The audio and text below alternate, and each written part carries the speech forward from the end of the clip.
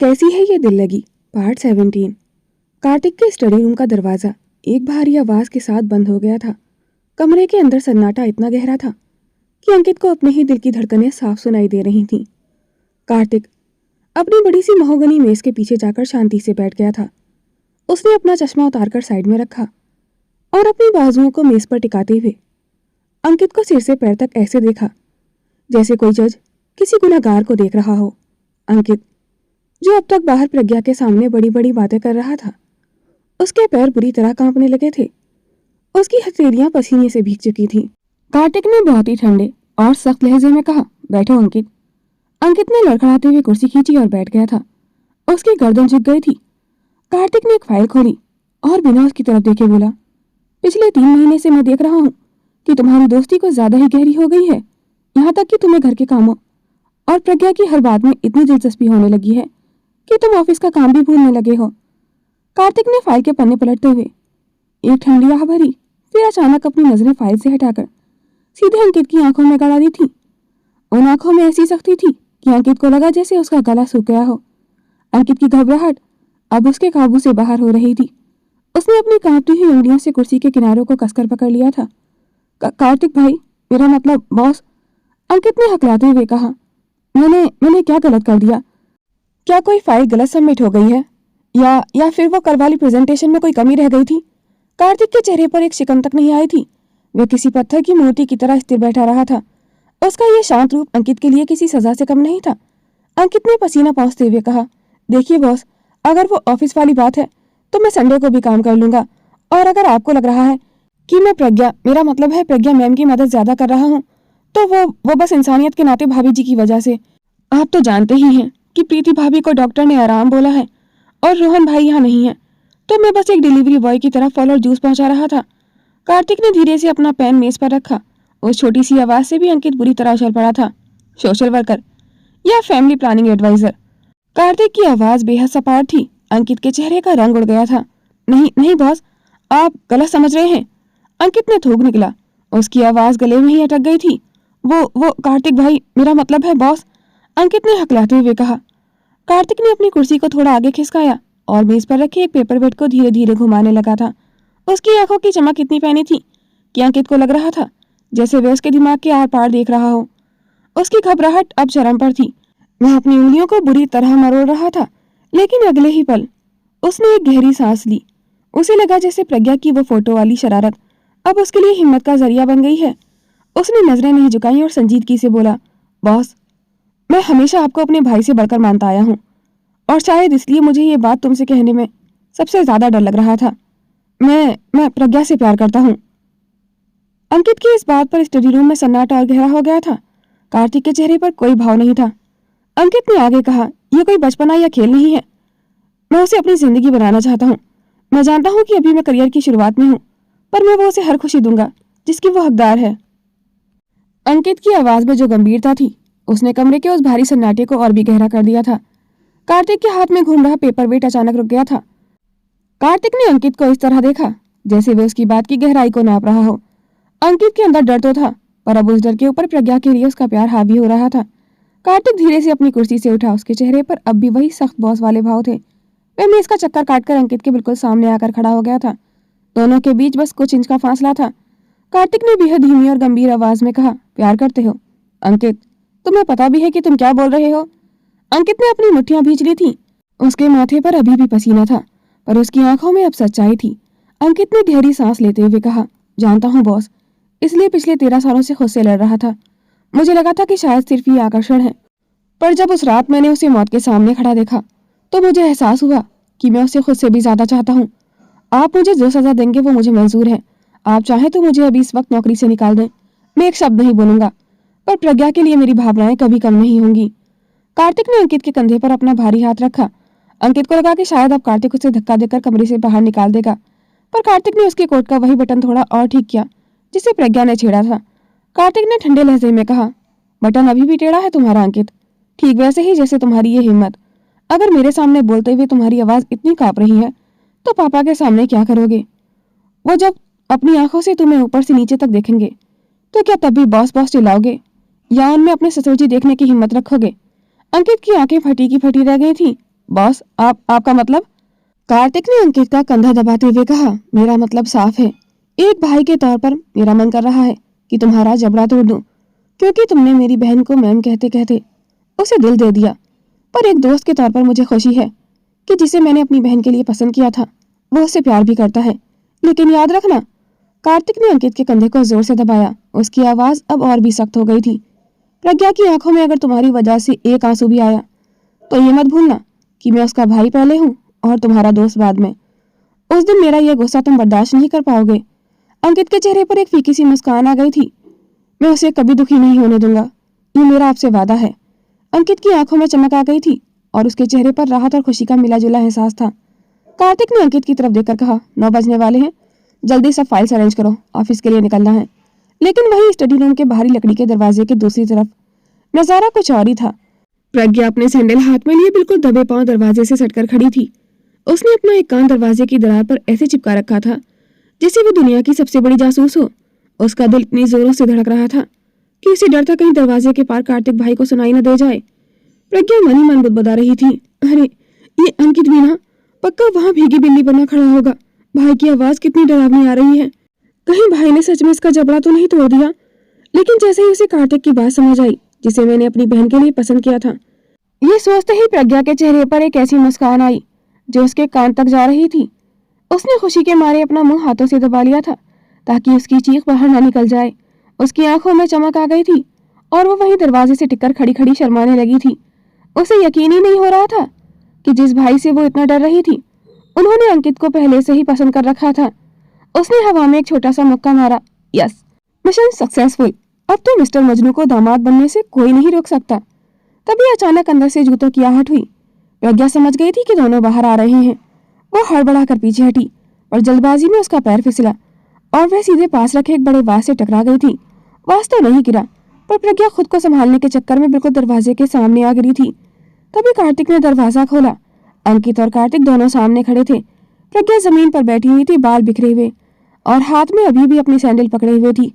उसने बड़ी मासूमियत से ऊपर देखा और दांत दिखाते हुए बोली, वो भाई, यहाँ की टाइल्स बहुत स्लीपरी है ना?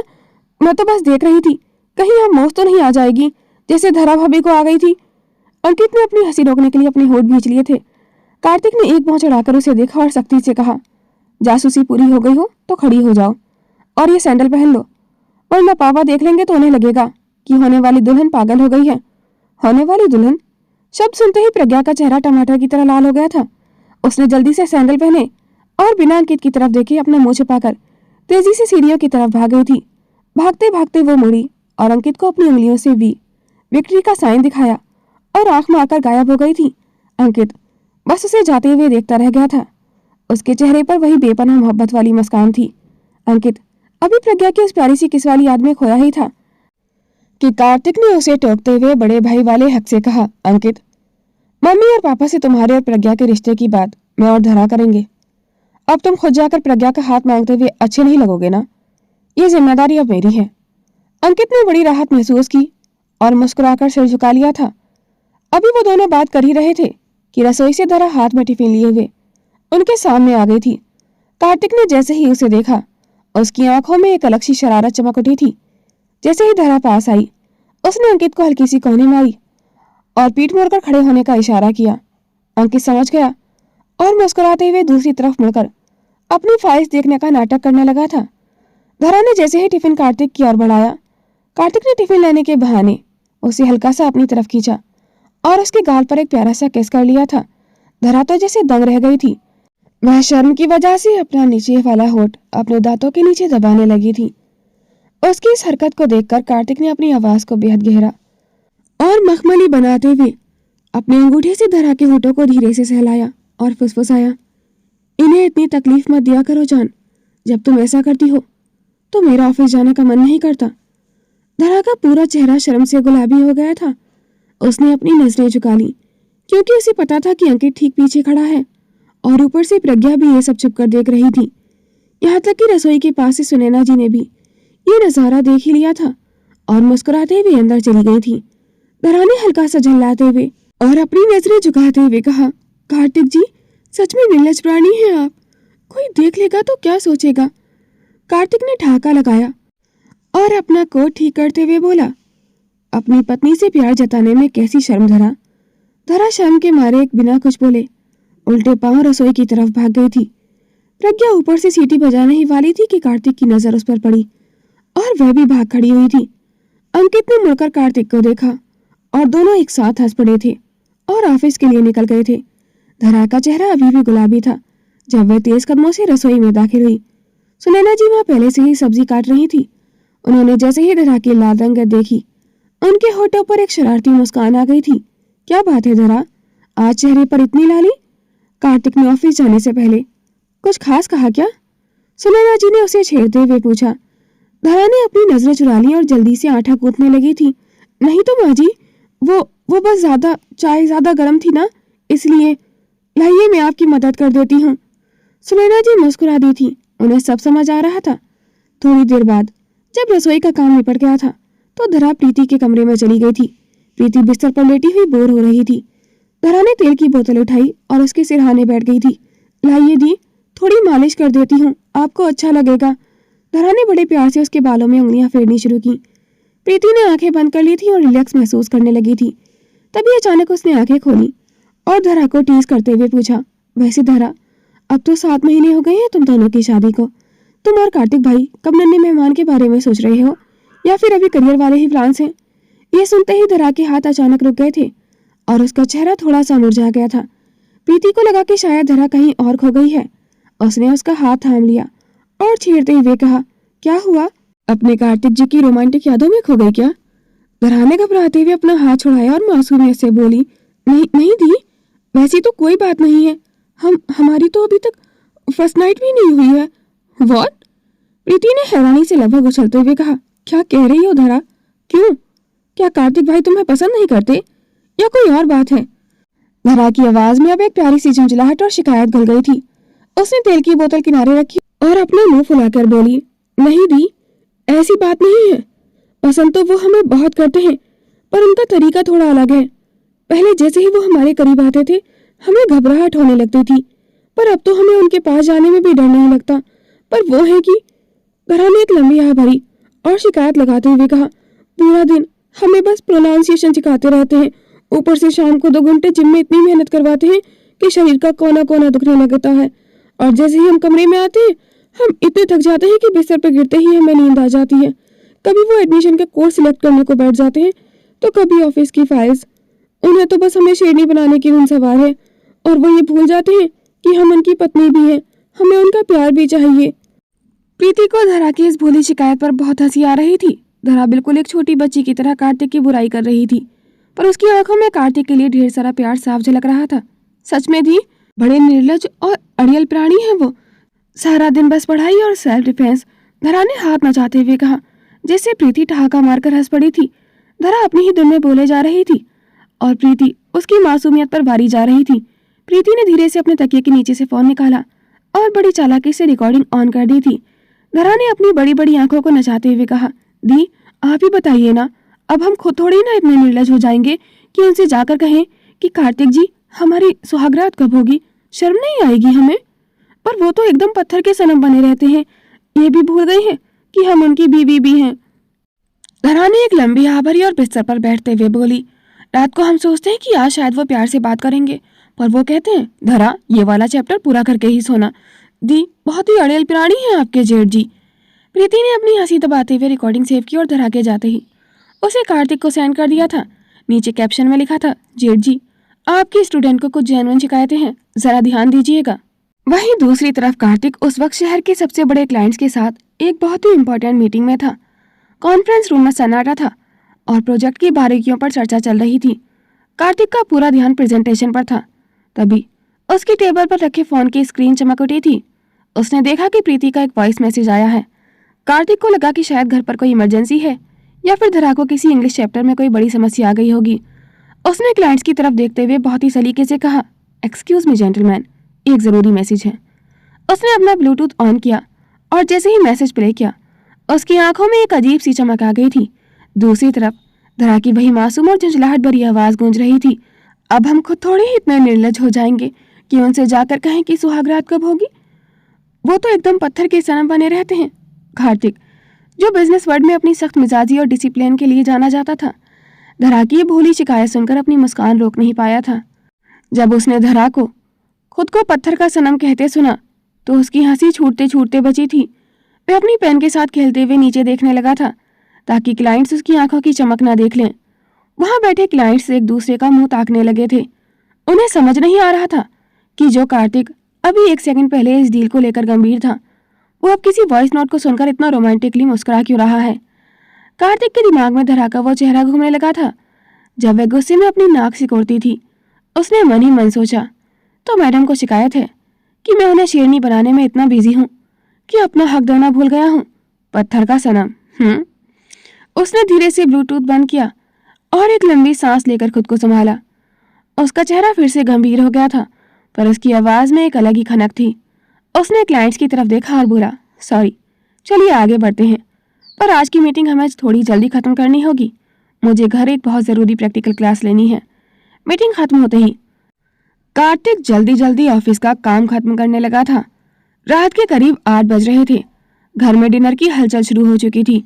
डाइनिंग हॉल में सुनैना जी और प्रज्ञा प्लेट्स लगा रही थी। तभी बाहर कार के रुकने की आवाज आई और कार्तिक ने घर के अंदर कदम रखा।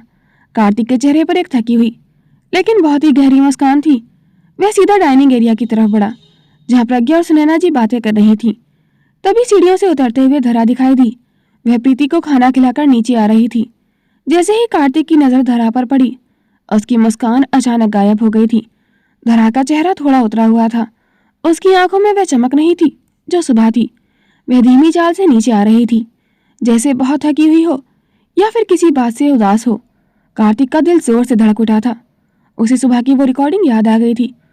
कार्तिक को लगा कि शायद उसकी सख्ती ने धरा को वाकई दुखी कर दिया है। वह घबरा गया कि कहीं धरा उससे दूर तो नहीं हो रही। कार्तिक ने आगे बढ़ते हुए चिंता भरी आवाज में कहा, धरा, क्या हुआ? तुम्हारी तबीयत ठीक है? धरा ने चौंक कर ऊपर देखा। कार्तिक को सामने देखकर वो हल्की सी सकपका गई थी, पर फिर उसने नजरें झुका ली थी। जी हम ठीक हैं कार्तिक जी, आप आ गए? हाथ मुंह धो लीजिए, हम खाना लगाते हैं। उसकी आवाज में वह चुलबुलापन नहीं था, बस एक सादगी और थोड़ी दूरी थी। कार्तिक ने नोटिस किया कि धरा ने उसकी तरफ ठीक से देखा भी नहीं है। सुनैना जी ने थोड़ा डांटते हुए कहा, कार्तिक, आ गए तुम? देखो तो बहू का चेहरा कितना उतर गया है। सुबह से प्रीति की सेवा और फिर वो तेरी भारी भारी किताबें, तूने तो उसे थका के ही मार डाला है। प्रज्ञा ने भी मजे लेते हुए कहा, हाँ भाई, पत्थर दिल प्रोफेसर बनने के चक्कर में आपने बेचारी धरा भाभी की तो स्माइल ही गायब कर दी है। प्रज्ञा की बात सुनकर धरा का चेहरा और भी ज्यादा झुक गया था। उसे क्या पता था कि प्रज्ञा और प्रीति के बीच क्या खिचड़ी पकी है। उसे तो बस ये लग रहा था कि उसके कार्तिक जी को उसकी परवाह ही नहीं है। कार्तिक बिना कुछ बोले धरा के पास गया। उसने सबके सामने ही धीरे से धरा का हाथ थाम लिया था। धरा का शरीर एक पल के लिए कांप उठा था। कार्तिक ने बहुत ही कोमल आवाज में पूछा, क्या बात है धरा, मुझसे नाराज हो? धरा ने धीरे से अपना हाथ छुड़ाया और धीमी आवाज में बोली, नहीं, हम क्यों नाराज होंगे? आप तो हमारे भले के लिए ही हमें पढ़ाते हैं ना। बस शायद हम ही थोड़े मंदबुद्धि हैं। आप जाइए, खाना खा लीजिए। कार्तिक ने धरा की बातों में वो अनजाना सा खालीपन महसूस किया तो उसका दिल जैसे डूबने लगा था। उसने आज तक धरा को चुलबुलाते, शर्माते या डरते देखा था, पर ऐसी खामोश उदासी उसे बेचैन कर गई थी। कार्तिक ने एक पल भी नहीं गवाया। उसने अपना ऑफिस बैग झटके से पास खड़ी प्रज्ञा की तरफ बढ़ाया। प्रज्ञा ने हैरानी से बैग पकड़ा ही था कि अगले ही पल कार्तिक ने बिना कुछ कहे सबको हैरान करते हुए धरा को अपनी बाहों में उठा लिया था। धरा के मुंह से एक हल्की सी सिसकी निकली। कार्तिक जी, ये क्या कर रहे हैं आप?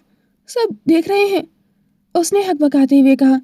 धरा का चेहरा शर्म से लाल हुआ था, पर उसकी आंखों की उदासी अब भी नहीं गई थी। उसने कोई विरोध नहीं किया, बस अपना सिर झुका लिया और अपनी नन्ही उंगलियों से कार्तिक की शर्ट को मजबूती से जकड़ लिया था, जैसे वह अपनी सारी थकान और नाराजगी उसी में छुपा लेना चाहती हो। सुनैना जी और प्रज्ञा के चेहरे पर एक मुस्कान आ गई थी। कार्तिक ने सुनैना जी की ओर देखते हुए अधिकार भरी लेकिन नर्म आवाज में कहा, माँ, आप हम दोनों का खाना ऊपर कमरे में ही भिजवा देना। धरा की तबीयत शायद आज ठीक नहीं है, इसे आराम की जरूरत है। इतना कहकर कार्तिक बड़े बड़े कदम भरता हुआ धरा को लेकर सीधा सीढ़ियों की तरफ बढ़ गया था। धरा ने अपनी आंखें बंद कर ली थीं। उसे कार्तिक की धड़कनें अपने कान के पास साफ सुनाई दे रही थीं। जैसे ही कार्तिक ने अपने कमरे का दरवाजा पैर से धक्का देकर खोला और कदम अंदर रखा, कमरे की हल्की रोशनी और सन्नाटे ने माहौल को और भी गहरा बना दिया था। उसने बहुत ही नजाकत से धरा को बिस्तर पर बैठाया, लेकिन उसका हाथ नहीं छोड़ा था। धरा भी नीचे फर्श को देख रही थी। कार्तिक उसके सामने अपने घुटनों के बल बैठ गया था और उसके दोनों हाथ अपने हाथों में लेकर बहुत ही प्यार से बोला, अब बताओ धरा, इस पत्थर के सनम से इतनी ज्यादा नाराजगी? आज तो तुमने मेरी तरफ देखा तक नहीं। क्या वाकई तुम्हें लगता है कि मैं तुम्हें मंदबुद्धि समझता हूँ? धरा की पलकें भीग गई थीं। वो कुछ कहना चाहती थी पर उसकी आवाज़ नहीं निकली थी।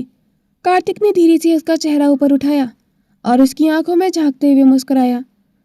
जैसे ही कार्तिक ने धरा का चेहरा ऊपर उठाया, उसकी आंखों के बांध टूट गए थे।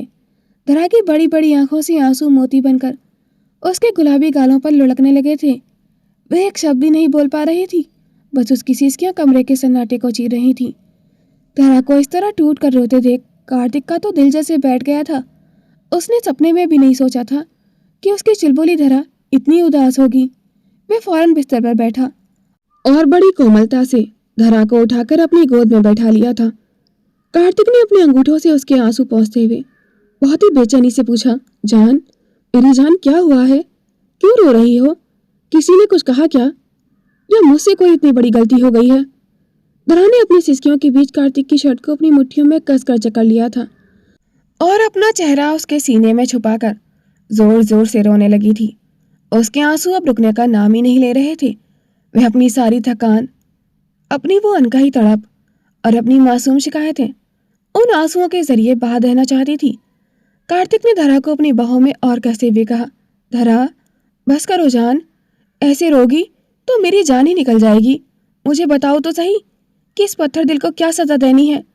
तुम कहो तो मैं आज ये सारी किताबें जला दूं। कल से कोई जिम नहीं, कोई पढ़ाई नहीं, बस तुम ऐसे मत रो। धरा ने रोते रोते हिचकी ली और अपना चेहरा थोड़ा ऊपर उठाकर गीली आंखों से कार्तिक को देखा। धरा भरे हुए गले से बोली, आप बहुत बुरे हैं कार्तिक जी। क्या हम आपकी पत्नी नहीं हैं? सारा दिन बस पढ़ाई, शाम को जिम। क्या हमारे लिए आपके पास थोड़ा सा भी प्यार नहीं है?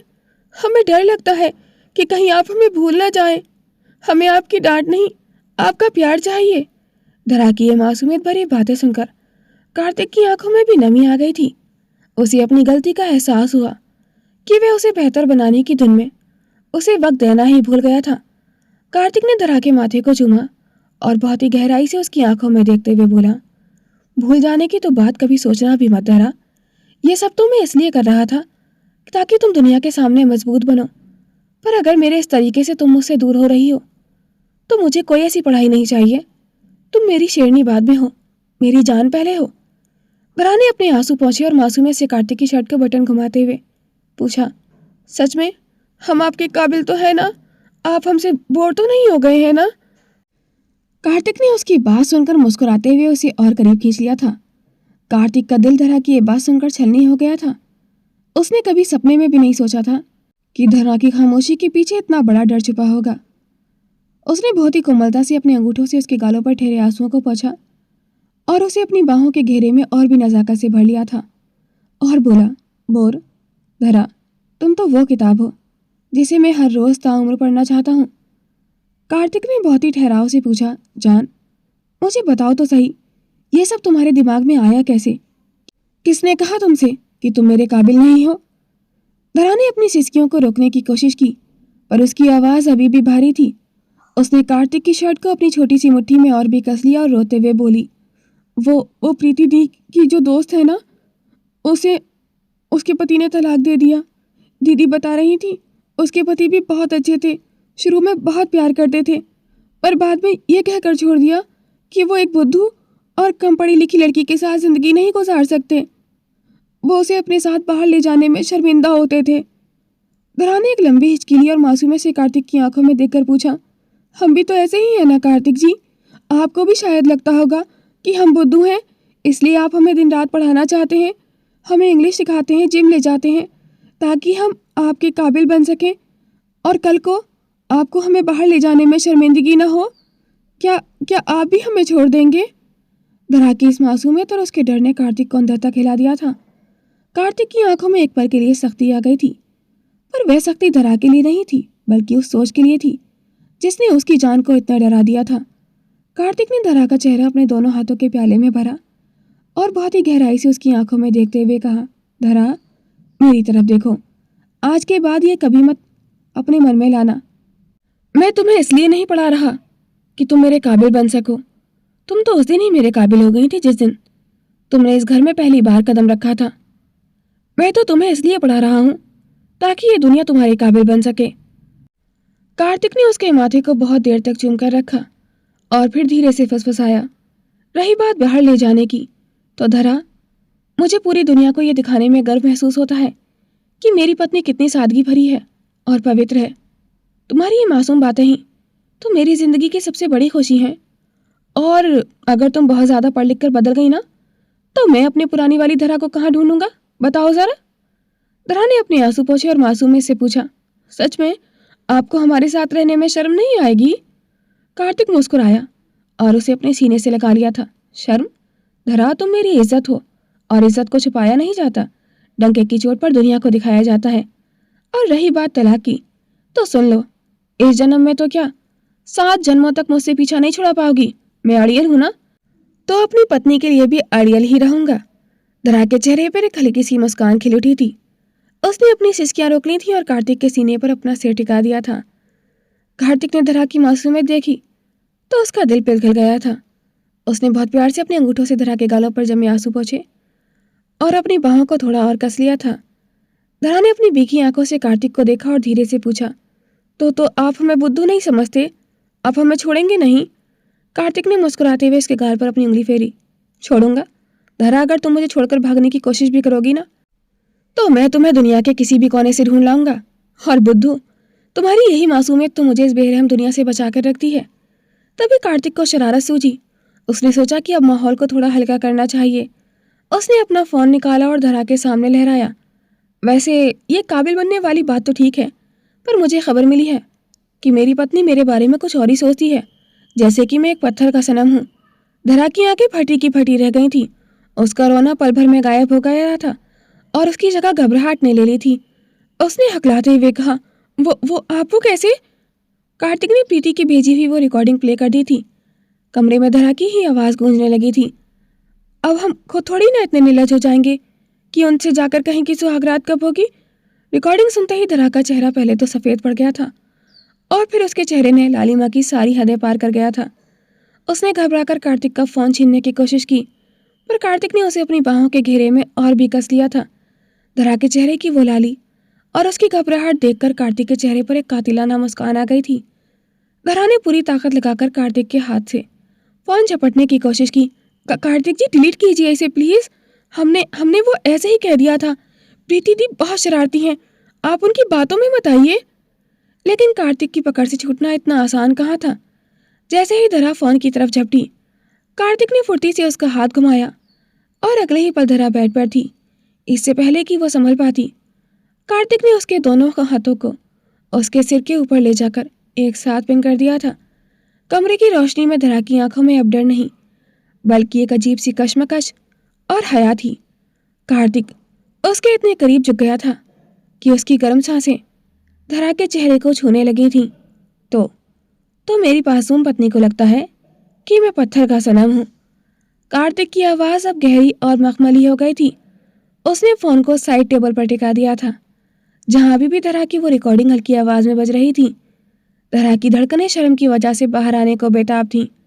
कार्तिक ने अपना चेहरा उसकी गर्दन के पास झुकाया, जिससे धरा की बदन में सिरहन सी दौड़ गई थी। उसने बहुत ही धीमे से उसके कान के पास झुककर फुसफुसाया, वैसे धरा, इल्ज़ाम तो बहुत संगीन लगाया है तुमने। अब इस पत्थर को ये तो साबित करना ही पड़ेगा ना कि उसमें भी जान है। कार्तिक ने प्यार से उसकी ठोड़ी उठाई। उसकी उंगलियां धरा के चेहरे की तपिश बढ़ा रही थीं। बताओ धरा, क्या सज़ा मिलनी चाहिए तुम्हें इस गुस्ताखी के लिए? तुमने कहा ना कि तुम निर्लज नहीं हो सकती, तो क्या सारा काम मुझे ही करना पड़ेगा? धरा ने अपनी आंखें कसकर बंद कर ली थीं। कार्तिक की नज़दीकी उसे एक ऐसी दुनिया में ले जा रही थी जहां शब्द कम पड़ रहे थे। कार्तिक ने उसकी ठोड़ी को पकड़कर चेहरा अपनी ओर मोड़ा और उसकी आंखों में झांकते हुए कहा, आज ये पत्थर पिघलने के लिए तैयार है बस तुम्हारी इजाजत चाहिए। बोलो। धरा का चेहरा शर्म से और भी लाल हो गया था। उसने कार्तिक की शर्ट को अपनी मुट्ठी में कस दिया था और धीरे से अपनी पलकें झुका ली थीं। धरा की खामोश रजामंदी पाकर कार्तिक का दिल जैसे जोरों से धड़कने लगा था। उसने धीरे धीरे अपना चेहरा धरा की ओर झुकाया। उन दोनों की सांसें एक दूसरे में घुलने लगी थीं और कार्तिक बस उसके होठों को छूने ही वाला था कि तभी दरवाजे पर हुई दस्तक ने कमरे का माहौल एक झटके में तोड़ दिया था। बाहर से प्रज्ञा की चहकती हुई आवाज आई, भाई, मैं आप दोनों के लिए खाना ले आई हूँ, दरवाजा खोलिए। अचानक हुए शोर से धरा हड़बड़ा गई थी। उसने कार्तिक के सीने पर हाथ रखकर उसे पीछे धकेलने की कोशिश की। कार्तिक ने चिढ़कर अपनी आंखें बंद की और बुदबुदाया, इस लड़की को भी अभी आना था क्या? वह प्रज्ञा को मना करने के लिए अपना मुंह खोलने ही वाला था कि तभी धरा के पेट से एक जोर की गुड़गुड़ की आवाज आई। कमरे में छाई खामोशी में वो आवाज साफ सुनाई दी थी। कार्तिक जो पहले से ही गुस्से में था, अब उसकी हंसी छूट गई थी। उसने एक शरारती नजर धरा पर डाली, जिसका चेहरा अब शर्म के मारे और भी लाल हो गया था। लगता है मेरी पत्नी को मुझसे ज्यादा खाने का इंतजार है, कार्तिक ने मुस्कुराते हुए कहा और सीधा होकर बैठ गया था। उसने आवाज दी, अंदर आ जाओ प्रज्ञा। प्रज्ञा हाथ में ट्रे लेकर अंदर आई और बेड के पास रखी मेज पर खाना सजाने लगी थी। भाभी, आप ठीक तो है ना? आपकी आंखें लाल लग रही हैं, प्रज्ञा ने चिंता करते हुए पूछा। धरा ने नजरें झुकाकर बस सिर हिला दिया था। कार्तिक ने निवाला बनाया और बड़े प्यार से धरा के मुंह के पास ले गया था। वो रो रही थी, अब उसे भूख लगी है। चलो धरा, चुपचाप खाना खा लो। धरा चुपचाप कार्तिक के हाथों से खाना खाने लगी थी। प्रज्ञा उन दोनों को अकेला छोड़कर कमरे से बाहर जाने के लिए मुड़ी तो कार्तिक ने उसे आवाज दी, प्रज्ञा रुको। कार्तिक का स्वर अब एक जिम्मेदार बड़े भाई जैसा गंभीर और सौम्य था। उसने प्रज्ञा की आंखों में देखते हुए पूछा, देखो प्रज्ञा, अंकित ने मुझसे अपने दिल की बात कह दी है। वो तुम्हें बहुत पसंद करता है और तुमसे शादी करना चाहता है। लेकिन पापा से इस बारे में बात करने से पहले मैं तुम्हारी राय जानना चाहता हूँ। क्या तुम्हें अंकित पसंद है? ये सुनते ही धरा के चेहरे पर एक्साइटमेंट आ गई थी। उसने खाना भूलकर प्रज्ञा की ओर देखा। प्रज्ञा के गाल गुलाबी हो गए थे और उसने अपनी उंगलियों को मरोड़ना शुरू कर दिया था। भाई, वो अंकित जी बहुत अच्छे हैं, प्रज्ञा ने शर्माते हुए फुसफुसाया। फिर उसने हिम्मत जुटाई और कार्तिक की तरफ देखकर मुस्कुराते हुए कहा, सच तो यह है कि मुझे अंकित बहुत बहुत पसंद है। इतना कहते ही वो शर्म से पानी पानी हो गई थी और बिना पीछे मुड़े कमरे से बाहर भाग गई थी। प्रज्ञा के जाते ही धरा खुशी से झूम उठी थी। उसने कार्तिक का हाथ पकड़कर हिलाया और चहकते हुए बोली, कार्तिक जी, सुना आपने? प्रज्ञा दी ने हाँ कह दिया। इसका मतलब अब अंकित जी हमारे नंदोई जी बनने वाले हैं। कितना अच्छा होगा ना, हमारी प्रज्ञा दी इतनी खुश रहेंगी। कार्तिक ने धरा की इस खुशी को देखा और उसकी मासूमियत पर फिर से फिदा हो गया था। धरा की बात सुनकर कार्तिक के चेहरे पर एक गहरी और जानलेवा मुस्कान आ गई थी। प्रज्ञा के जाने के बाद कमरे में फिर से वही खामोशी छा गई थी, जो पहले से कहीं ज्यादा भारी और नशीली लग रही थी। कार्तिक ने मुस्कुराते हुए धरा को अपनी बाहों में समेटा और कहा, नंदोई जी तो बन जाएंगे, लेकिन अभी जो अधूरा रह गया है उसका क्या? धरा, जो अभी तक शादी और नंदोई जी की बातों में चहक रही थी, अचानक कार्तिक की खामोश नजरों का वजन महसूस कर चुप हो गई थी। कार्तिक ने धीरे से खाने की थाली एक तरफ रख दी और फिर से धरा की ओर सरकने लगा था। धरा ने घबराकर अपने निचले होठ को अपने दांतों के बीच दबा लिया था। यह उसकी पुरानी आदत थी। जब भी वह नर्वस होती थी तो ऐसा ही करती थी। धरा, कार्तिक की आवाज अब एक दबी हुई सरगोशी जैसी थी। अपने होठों को आजाद करो जान, उन पर हक सिर्फ मेरा है। धरा की धड़कनें उसके सीने को चीरकर बाहर आने को बेताब थी। जैसे ही उसने अपने होठ छुड़े, कार्तिक ने बिना एक पल की देरी किए अपने होठ उसके होठों पर रख दिए थे। यह कोई साधारण किस नहीं था। इसमें कार्तिक का महीनों का इंतजार, उसका जुनून और धरा के लिए उसकी बेपनाह मोहब्बत घुली हुई थी। धरा की आंखें अपने आप बंद हो गई थीं और उसके हाथ अनजाने में ही कार्तिक के बालों में उलझ गए थे। कार्तिक का एक हाथ धरा की कमर को कसकर अपनी ओर खींच रहा था, जैसे वह उसके वजूद को खुद में जज्ब कर लेना चाहता हो। कार्तिक की पकड़ अब और भी ज्यादा मजबूत और अधीर होती जा रही थी। वह धीरे धीरे धरा को वापस बेड के सिरहाने से सटाते हुए उस पर झुकता चला गया था। हवा में बस उनकी तेज होती सांसों की आवाज गूंज रही थी। कार्तिक ने हल्का सा पीछे हटकर धरा के चेहरे को देखा, जो अब पूरी तरह से सुर्ख था। उसकी आंखों में एक ऐसी चाहत थी जिसे आज कोई पत्थर दिल भी नहीं बुझा सकता था। उसने धरा के कानों के पास जाकर बहुत ही गहरी आवाज में कहा, आज कोई और नहीं, सिर्फ तुम और मैं। इससे पहले कि धरा कुछ कह पाती, कार्तिक ने फिर से उसके होठों को अपने कब्जे में ले लिया था, और इस बार ये पहले से कहीं ज्यादा गहरा, रूह को झकझोर देने वाला था। कार्तिक का हर स्पर्श धरा की मासूमियत को एक नया सुकून दे रहा था। वह जो अब तक डरी सहमी रहती थी, कार्तिक के अटूट प्रेम की गर्माहट पाकर जैसे खिल उठी थी। कार्तिक ने धरा के वजूद के हर डर को अपने प्यार में भिगोकर जज्ब कर लिया था। कमरे में सिर्फ उनका एहसास और धड़कनों का शोर था। अगली सुबह खिड़की के पर्दों को चीरकर सूरज की एक सुनहरी किरण धरा के चेहरे पर पड़ रही थी। सुबह के 9 बज चुके थे। वो उठने लगी थी कि तभी उसे अपनी कमर पर एक भारी और मजबूत हाथ का एहसास हुआ। उसने मुड़कर देखा। कार्तिक अभी भी गहरी नींद में था। उसके चेहरे पर एक अजीब सा सुकून और संतोष था। धरा को बीती रात के सारे पल याद आने लगे थे, और याद आते ही उसने अपना चेहरा शर्म से चादर में छिपा लिया था। उसकी चूड़ियों की हल्की सी खनक से कार्तिक की नींद टूट गई थी। उसने अपनी आंखें खोले बिना ही धरा को अपनी बाहों में थोड़ा और कस लिया था। इतनी जल्दी उठ गई जान?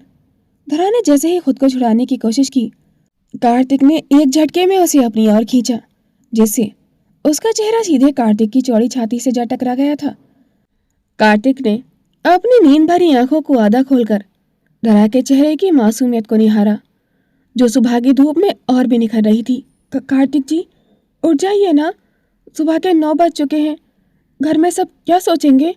हम तो कभी इतनी देर से नहीं उठे। धरा ने उसकी पकड़ से आजाद होने की नाकाम कोशिश करते हुए फुसफुसाया। कार्तिक के चेहरे पर एक शरारती मुस्कान फैल गई थी। उसने अपना चेहरा धरा की गर्दन के करीब झुकाया और उसकी महक को महसूस करते हुए बहुत ही मदहोश कर देने वाली आवाज में कहा, अभी तो सोए थे जान, थोड़ी देर और सो जाओ। वैसे भी अब लेट उठने की आदत डाल लो। कार्तिक की बात के पीछे का इशारा समझते ही धरा का पूरा बदन बिजली की तरह कौंध गया था। उसकी धड़कनें फिर से वही पुरानी रफ्तार पकड़ने लगी थीं। उसने अपनी हथेलियों से कार्तिक के चेहरे को थोड़ा पीछे धकेलने की कोशिश की और अपनी नजरें झुकाकर शर्माते हुए बस इतना ही कह पाई थी, धत, आप बहुत निर्लज हैं। कार्तिक जोर से हंस पड़ा था और धरा के गालों को चूमते हुए बोला, अपनी पत्नी के लिए अड़ियल भी हूं और निर्लज भी। अब बताओ, बाहर जाना है या यहीं मेरे पास रुकना है? धरा ने अपनी आंखें मूंद ली थी और चुपचाप कार्तिक के सीने में अपना चेहरा छिपा लिया था, जैसे उसे पता हो कि आज उसकी एक भी दलील कार्तिक के सामने टिकने नहीं वाली थी। कुछ घंटे यूं ही बीत गए थे। सुबह के 11 बज रहे थे जब कार्तिक और धरा आखिरकार कमरे से बाहर निकले थे। धरा ने हल्के नीले रंग की सादगी भरी साड़ी पहनी थी और उसकी गूली जुल्फें उसकी पीठ पर बिखरी हुई थी, और माथे पर सजी कार्तिक के नाम की सुर्ख बिंदी उसकी सुंदरता में 4 चांद लगा रही थी। कार्तिक भी सफ़ेद शर्ट में बेहद अट्रैक्टिव लग रहा था। उसके चेहरे पर अभी भी सुबह की वो शरारत भरी चमक बाकी थी। जैसे ही दोनों सीढ़ियों से नीचे उतरकर हॉल में आए, वहां पहले से ही अंकित और परिवार के बाकी सदस्य मौजूद थे। अंकित के हाथ में कुछ कानूनी दस्तावेज थे और उसका चेहरा थोड़ा गंभीर था। कार्तिक और धरा को देखते हुए अंकित अपनी जगह से उठा और सीधे उनके पास आकर बोला, चलिए भाभी, अब समय आ गया है। आज कोर्ट में फाइनल हियरिंग है। आपकी गवाही सबसे अहम है और उसी के आधार पर फैसला होगा। कोर्ट और गवाही का नाम सुनते ही धरा के चेहरे का रंग उड़ गया था। बीती रात और आज सुबह की सारी खुशियां एक पल के लिए पीछे छूट गई थी और उसकी आंखों में फिर से वही पुराना डर और घबराहट तैरने लगी थी। उसके हाथ कांपने लगे थे और उसने अनजाने में ही कार्तिक की शर्ट की आस्तीन को कसकर पकड़ लिया था। गवाही? कार्तिक जी, क्या हमें सच में सबके सामने बोलना होगा? अगर अगर हम कुछ गलत बोल गए तो? अगर वो लोग फिर से हमें डराने की कोशिश करेंगे तो? धरा की आवाज में साफ डर झलक रहा था। कार्तिक ने तुरंत धरा के कांपते हाथों को अपने बड़े और गर्म हाथों में थाम लिया था। उसने धरा की आंखों में गहराई से देखते हुए बहुत ही शांत लेकिन बुलंद आवाज में कहा, धरा, मेरी तरफ देखो। तुम्हें किसी से डरने की जरूरत नहीं है। जब तक मैं तुम्हारे साथ खड़ा हूँ दुनिया की कोई ताकत तुम्हें छू नहीं सकती। तुमने कल ही कहा था ना कि तुम मेरी काबिल पत्नी बनना चाहती हो, तो बस आज खुद को साबित करने का दिन है। अपनी सच्चाई को अपनी ताकत बनाओ। धरा ने एक लंबी सांस ली और कार्तिक की आंखों में छिपे भरोसे को महसूस किया। उसने धीरे से अपना सिर हिलाया, लेकिन उसका दिल अभी भी जोरों से धड़क रहा था। अंकित ने घड़ी की तरफ देखते हुए कहा, हमें निकलना होगा भाई, समय कम है। आज का दिन धरा भाभी के लिए जीत का दिन है। कार्तिक ने धरा को सहारा देते हुए बाहर की ओर कदम बढ़ाए। आज सिर्फ एक केस का फैसला नहीं था, बल्कि धरा को अपनी पुरानी जिंदगी के उस काले साए से हमेशा के लिए आज़ाद होना था। To be continued. दोस्तों, अब इस स्टोरी का सिर्फ लास्ट पार्ट बचा है, जो अगर बारिश नहीं हुई तो मैं शाम को ही अपलोड कर दूंगी। और आज का पार्ट आपको कैसा लगा कमेंट सेक्शन में अपनी राय ज़रूर शेयर कीजिएगा। Thanks for watching. Please like, comment and share this video. Don't forget to subscribe my YouTube channel for more interesting videos.